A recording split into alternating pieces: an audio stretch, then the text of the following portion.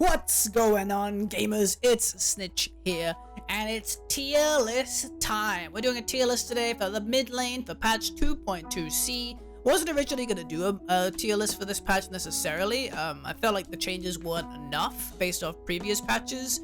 But I actually do think that since this patch will be around for a while, you know, coming up to the release of 2.3, and I feel like the meta's actually shifted quite a lot. I will actually be making this video today, kind of going over the tier list changes that I've done since my previous one. Going over the criteria for today's tier list, I'm doing the 3 points of last time. Number 1 is consistency. Basically how consistent this champion is in terms of like, when can you pick it? When will it perform well? What kind of team composition criteria does it require to succeed? How often is this champion able to be picked and do its job properly? You know, that's kind of like point 1. Point 2 is potential.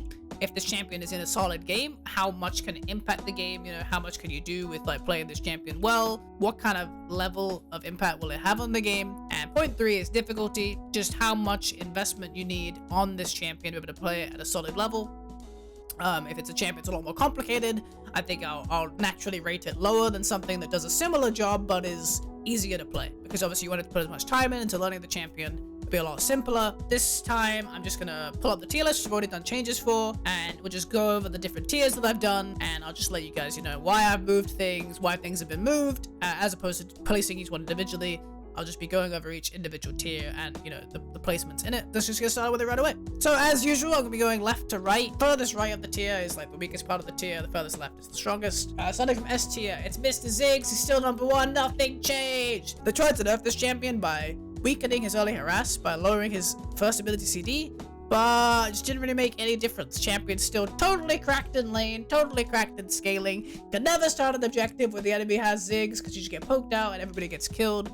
Super hard champion to play around, and yeah, generally just always a solid choice. Basically no bad matchups. The hardest matchups I think are things like Zed, which can kind of like track him down and kill him, but really not that impossible to play if you're kind of like proficient with your positioning and paying attention to where he is on the map. Like overall, just yeah, Ziggs is really hard to deal with. Really easy, strong champion. Yeah, actually S tier is a lot smaller this time because the other inclusion is Diana. I think I said in my last tier list that Diana could definitely be moved up when people get better at her. I was kind of unsure of placing her at S tier, but now everybody's just got so much better at Diana that she's just like crushing games since those buffs. They even tried to weaken her a bit by nerfing her passive, but it's essentially made almost no difference. Champion's still totally cracked. You know, if you're skilled with those combos, you can just jump in, be one-shotting entire teams with her ultimate, you know, chasing them down screens away with Luna Rush. Like the range on her Luna Rush is ridiculous. So easy for her to impact a fight from like a screen away and find an angle to dive into the backline. But yeah, I think these two champions are just so much better than everyone else that I've had to like reshuffle my whole list to make them the only S tiers, because it's really just so much better. If your champion pool right now consists of Ziggs and Diana, and you like blind pick Ziggs all the time and then play Diana, you know, if you're bored or if you see a good matchup, yeah, you really can't go wrong, I think, with these two. They're just so much better than every other mid right now. Yeah, just two great choices that just completely tear apart games single-handedly. So heading into A tier, I'm still having Galio kind of high up here. Not super confident on it, to be honest, but it's mainly just because he keeps things like Diana in check. Really good matchup into Diana, one of the only champions, I think, that can kind of consistently hold her. Still really good into like Katarina, really good into like Evelyn, who's been quite prevalent in the meta lately. Akali, you know, even just a lot of these melee teams. I think it's really easy for melee heavy compositions to get drafted in solo queue, just based off like the standard kind of like Baron lane choices. And if they pick something like Diana or Akali, or, you know, even something like, you know, Cat or Zed or something like this in the mid lane, they always have a lot of melee options. Obviously, you traditionally prefer to be playing against an AP opponent, but even if you just see a lot of melees, like Galio can be a solid choice. Really easy to get high value taunts that can just kind of dominate team fights. Still has great damage output. With Proto Belt, he has a really good range of influence, very easy to find his way in the backline, and his ultimate is great. You know, really good for counter engage, very good against like Diana's playstyle where she wants to jump in. If you manage to time your ultimate when you think she's gonna go, you could easily like cancel out her ultimate when she's starting to get going, and maybe turn the fight, you know, with your CC combo afterwards. So I do think he's a really great choice. Next up is Katarina. You know, Katarina did get the -10, but I think the biggest impact she felt is kind of like the influx of Diana and how many more Diana players there are. I think these first 3 champions all kind of dunk on Cat in lane, to be honest. I think it's really what's made her feel weaker, but I think if you ever get a scenario where these champions aren't in the game, or even if you're just confident in the matchup, she can still kind of like easily get ahead and take over a game. Like I don't think her damage output really got affected at all. I think people got a little bit better at playing against her, but not to the point where like she's just completely removed from the game, which kind of feels like she has been lately. I don't know why no one's picking her. In my eyes, she's still a really solid choice, mainly for solo queue. Of course, I don't think in competitive she's anywhere near this high, but I think, you know, for terms of like a solo queue tier list, I think she's really, really good. Definitely would recommend still playing it if you get a solid matchup. Like I don't think the champion's much weaker at all, and I'm surprised to see her play rate. It feels like it's dipped so much, you know, even in my games. So don't know why that is. Maybe in lower elo she's still played a lot more, but yeah, I think super impactful champion. If you're skilled at her, you can just take over games 1v9 without even trying.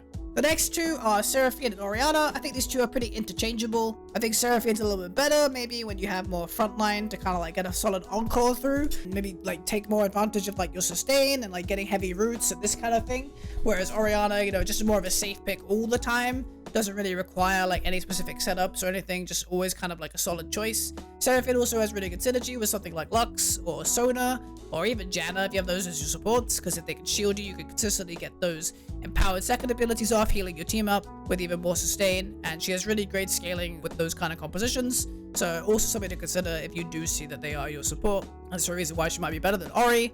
But I think both these champions are just in a pretty good spot right now in the meta.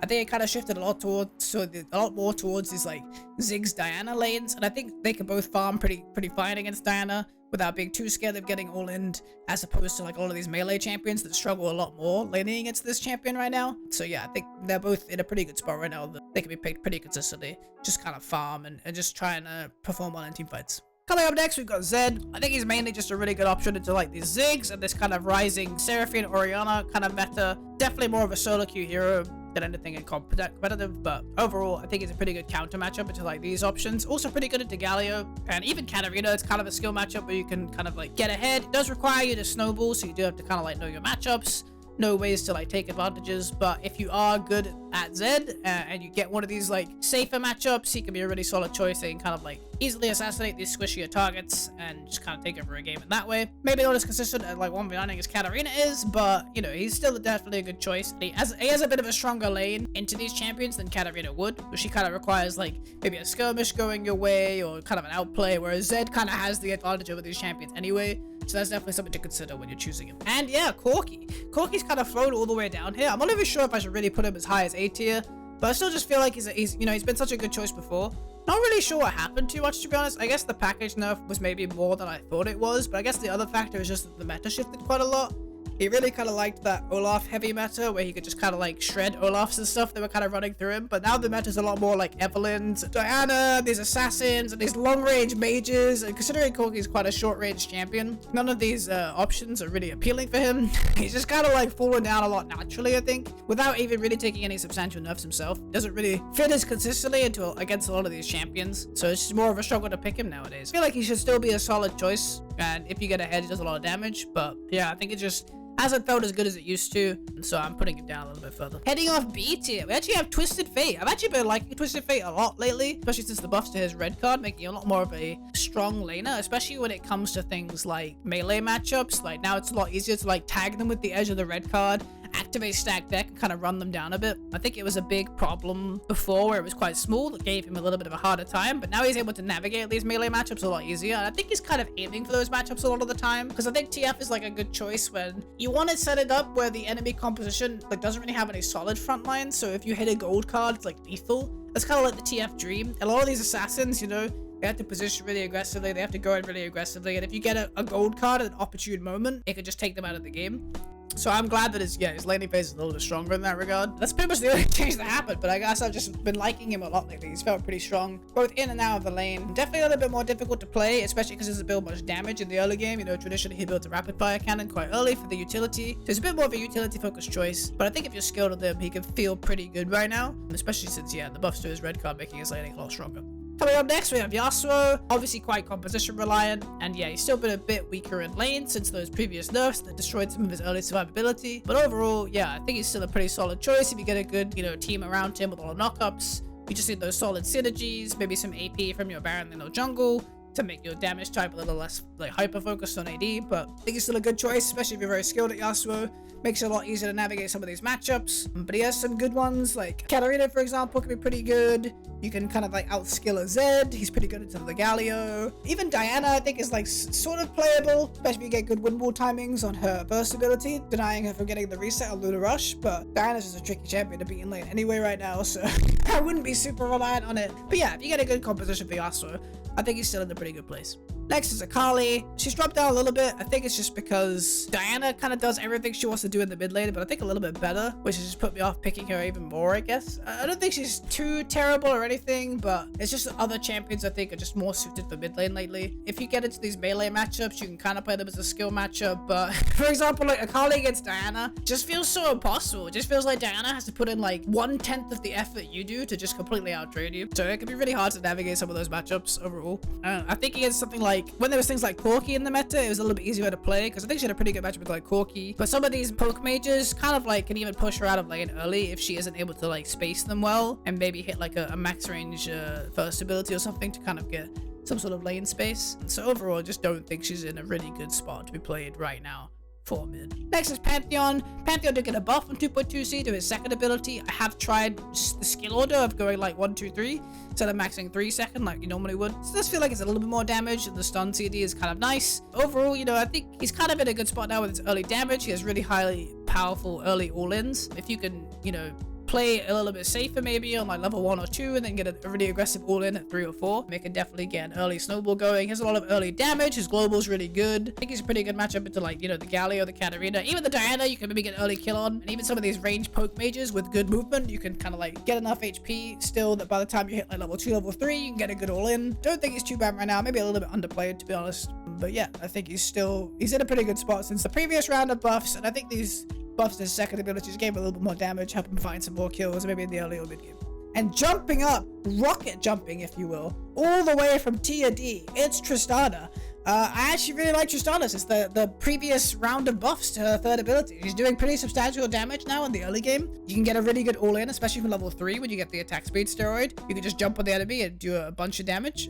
Yeah, I'm really enjoying her a bit. I honestly think I should experiment with her some more. The only issue she has is that she's, you know, another squishy range, which could be a problem for some comps, and also she's an AD champion, meaning if you don't have like an AP Baron laner or an AP jungler, she can be a bit harder to pick because it can make your team comp too weighted in one direction damage-wise. But yeah, I think she's actually in a pretty solid spot right now. I really like her with Ignite. I think she's got a lot of pretty decent matchups above. I guess just, yeah, when it comes to like Ziggs and Diana, she's not that great. But yeah, I think she's pretty playable in general, to be honest, especially when those champions are out of the game. And yeah, maybe give her a try. I think she's in a pretty fun spot right now. Pretty fun champion to play as well. You know, if you get snowballing, you can kind of just jump and be critting everybody for a bunch of damage. Really liked it since the previous buffs. Starting off C tier, we have Ahri again. The only reason I see to pick Ahri right now is that she's an extremely safe laner. It's very hard for these melee champions that are kind of dominating mid a little bit to be able to all in her because of the pressure of her charm. Can't just Diana dash on Ahri, you know, because she'll just charm you in the face. She'll walk backwards through her spells. Suddenly you take a bunch of damage, you have to run, she chases you down, she gets the kill. So basically she's a really safe laner in that regard, but past that she doesn't really bring much. She kind of has to get snowball kills to be able to contend with the damage of some of these other mid laners. Overall, just don't really see a great reason to pick her compared to a lot of the above options. But if you do just need a champ to like hold the mid lane and probably not die, I think Ahri is pretty solid for that because she's very hard to get killed in the early game. I just think she kind of gets outscaled by a lot of these other AP mages. Yeah, outside of lane safety, she doesn't really bring that much. Coming up next is Gragas. He's actually moved up a little bit. I've seen him here and there, but mostly the reason I wouldn't put him higher is I think he's just better in Baron lane or support right now. Tank Gragas is pretty prevalent in both of those positions and kind of doing a lot lately ever since those buffs to the tank items.